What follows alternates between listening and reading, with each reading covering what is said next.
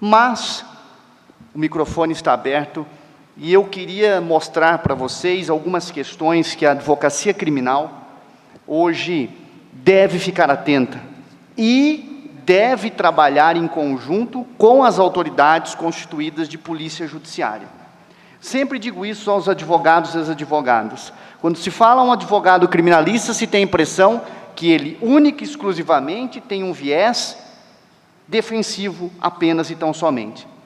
No meu caso, que nós trabalhamos com direito penal econômico, direito penal empresarial, nós temos muitas instituições, sejam financeiras, sejam grupos multinacionais, que sofrem diuturnamente de fraudes. E o que fazer com essas fraudes? Pensaremos na advocacia criminal comum, padrão. A advocacia criminal comum, padrão, diz, olha, você sofreu uma fraude? Deixa comigo, nós faremos uma notícia crimes, levaremos até a autoridade de polícia judiciária um pedido de instauração de inquérito policial. No mês seguinte, ou na semana seguinte, ou na hora seguinte, haverá outra fraude. E esse advogado, essa advogada levará às autoridades, de novo, de polícia judiciária, a notícia crimes, e isto diuturnamente. E o que resolveu? E o que pode fazer o advogado criminalista, neste caso? Poderia trabalhar não apenas buscando o contencioso, mas poderia também trabalhar com a questão do consultivo. Nós falamos muito em compliance hoje, né? E eu tenho visto algumas empresas falando de compliance, tenho me assustado alguns compliances que algumas empresas fazem, não é?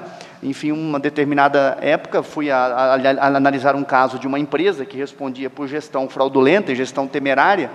Então eu perguntei, vocês têm compliance? A resposta foi, nós temos auditoria interna. Sem dúvida temos compliance. Eu digo, sem dúvida vocês não têm é nada. Ou seja, vocês mesmos se autofiscalizam internamente e vocês mesmos fazem um relatório, mas não entregam para as autoridades externas? Falou exatamente isso. E nós quem faz isso? O contador da nossa empresa que está conosco há 45 anos. E isso nós não podemos fechar. E se isto é assim para o aspecto corrupção, imagine vocês para os crimes cibernéticos.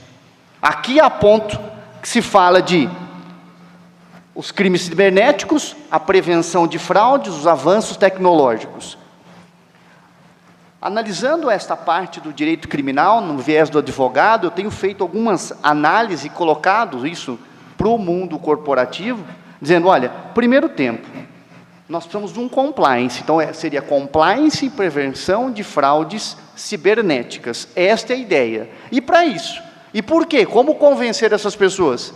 Primeiro, buscar quem tem experiência investigativa, quem tem experiência no dia a dia. As empresas que têm essa experiência e as autoridades de polícia, ou as autoridades de polícia já depois de ter saído da carreira. Eu acho que isto, você começa a montar uma equipe para combater ou para estruturar um ambiente para tentar evitar fraudes, porque isto, elas são muito dinâmicas. E eu tenho dito, em tempos de constantes transações online, por exemplo, torna-se essencial você conhecer as melhores práticas em segurança de informação.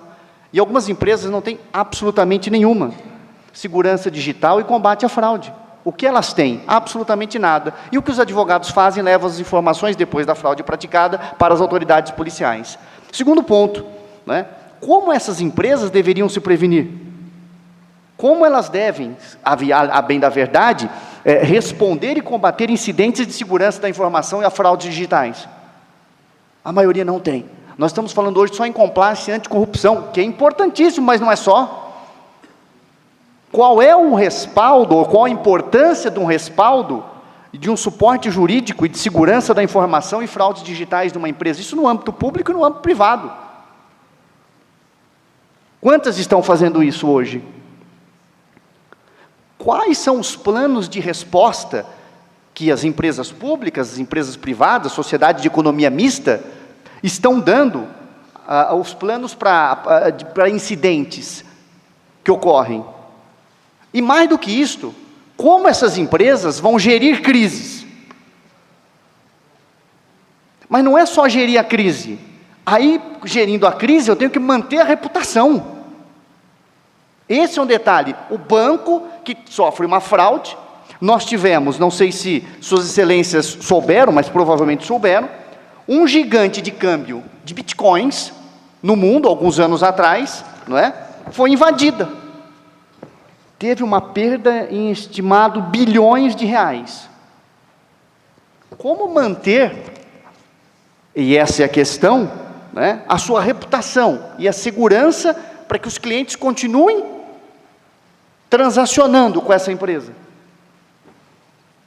Me lembro uma vez, numa grande instituição financeira, nós atuávamos como assistente de acusação, né? E eu digo, olha, houve uma fraude, mas há muitos anos atrás, era pescaria, sabe aquela pescaria? Questão hoje que é quase a pescaria mesmo, né? Enfim, e eu cheguei para a diretoria lá, do jurídico interno, e disse o seguinte, eu gostaria que vocês me mostrassem qual é o seu sistema de prevenção, né? Enfim, tendo em vista que uma das maiores instituições, enfim, a resposta foi, nós não temos sistema. Eu falei, mas e o prejuízo para o cliente? Ele falou, mais fácil pagar, olha isso, anos atrás, é mais fácil devolver esse dinheiro do que criar um grande sistema de proteção de dados. Isto há aproximadamente 9 anos atrás.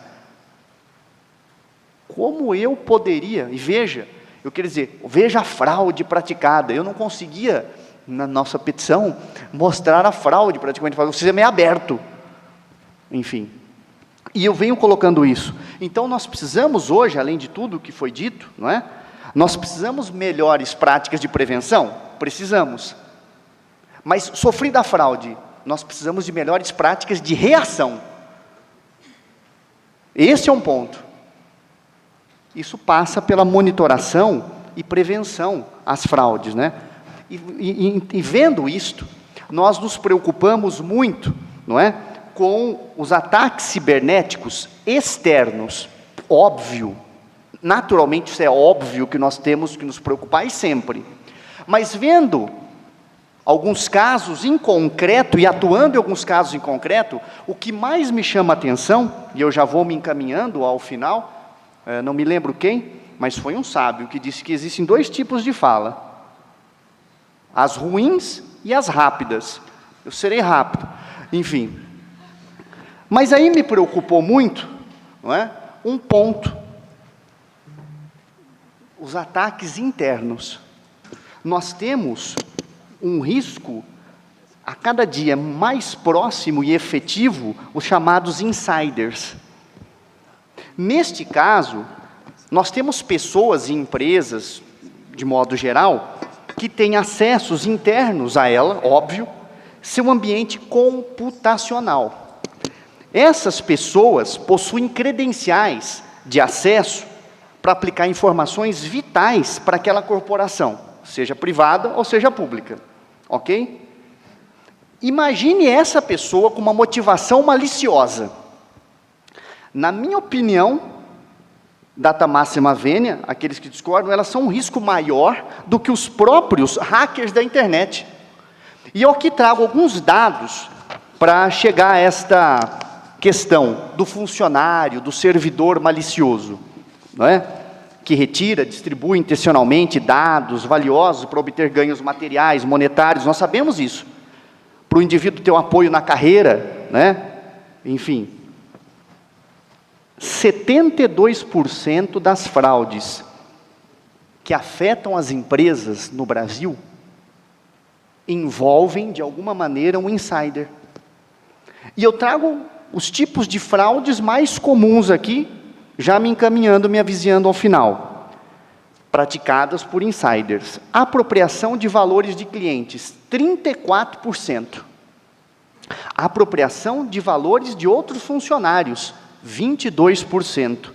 Manipulação de contas correntes, 12%.